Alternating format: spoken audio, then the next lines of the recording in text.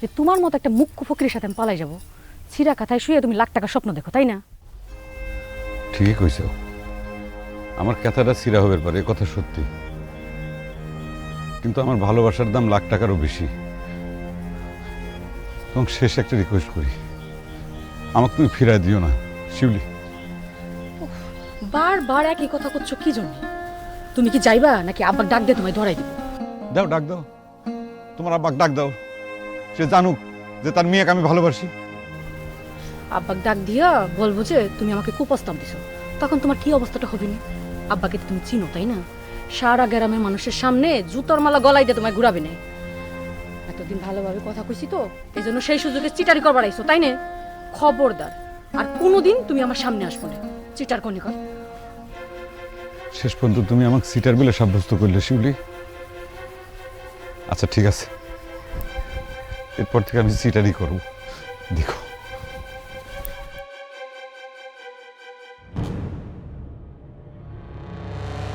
খাতায় খাতায় কি তামসা দেখিস সিদ্দিক? তুই কি কিছু জানিস নাকি? কি বিষয় আছে স্যার?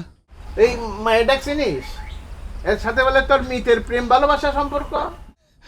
চাচা, আপনার ছেলে তো মিতের খাতার থেকে আমার নাম কাটিয়ে দিছে, সে তো এখন বিয়ে পাস মানুষ চাচা। সেই বিয়ে পাস করার আগের কথাটাই না কো। তোর মিতের সাথে এই মেয়ের কি কোনো প্রেম ভালোবাসা সম্পর্ক আছে? আপনি এখনো সাক্ষী খুঁজতেছেন আঙ্কেল? আপনাকে তো আমি প্রমাণ দিয়েই দিছি। আপনার জামাই নিজে সাক্ষী দিছে যে এই হুন্ডার রূপ নিয়ে আপনার ছেলের ছবি। এ ভাই সিদ্দিক, ভালো করে দেখেন তো ভাইজানের এই ফটোটা ঠিকঠাক আছে কিনা। হ্যাঁ, এই পিকটা তো আমি তুলে দিছিলাম।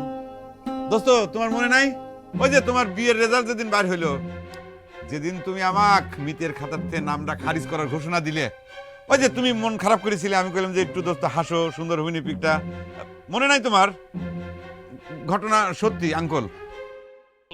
আরে ভাই, আমি তো স্বীকার করতেছি এই পিক আমার, এই হুন্ডা আমার, কিন্তু এই চ্যাটিং আমি করিনি আব্বু। আমি ফেসবুক, ইনস্টাগ্রাম এইসব আমি কিছু বুঝিনি, ইউটিউবও বুঝিনি আমি। চুপ কর। বিয়ে পাস চাওয়াল ফেসবুক বুঝিনি করলেই হবে? আরে বাবুরে, আমি বুঝতে পারছি যে এর মধ্যে কোনো কিন্তু আসে, কিন্তু এখন তো আর আমি কিছু করতে পারবো না। তুমি বাড়ি যাও, আমরা অন্য জায়গায় কথা দিয়ে ভালোছি। আপনি শুধু আপনার কথা দেওয়ারটা গুরুত্ব দিচ্ছেন আঙ্কেল। আমি যে আপনার বেটাকে ভালোবেসে আমার বাপ মার কথা অগ্রাহ্য করে সবকিছু ত্যাগ করে চলে আসলাম, সে কথা তো একবার ভাবতেছেন না। আচ্ছা, আমারে কি করা লাগবে কও? আপনার ছেলেরে বিয়ে করে আপনার ছেলের বউ হওয়ার জন্য আমি এখানে সবকিছু ত্যাগ করে চলে আইছি। আমার আর ফেরার কোনো পথ নাই। আপনার ছেলে যতক্ষণ না সবকিছু স্বীকার করবে ততক্ষণ আমি এখানেই বসে থাকবো, দরকার পড়লে অনশন করব।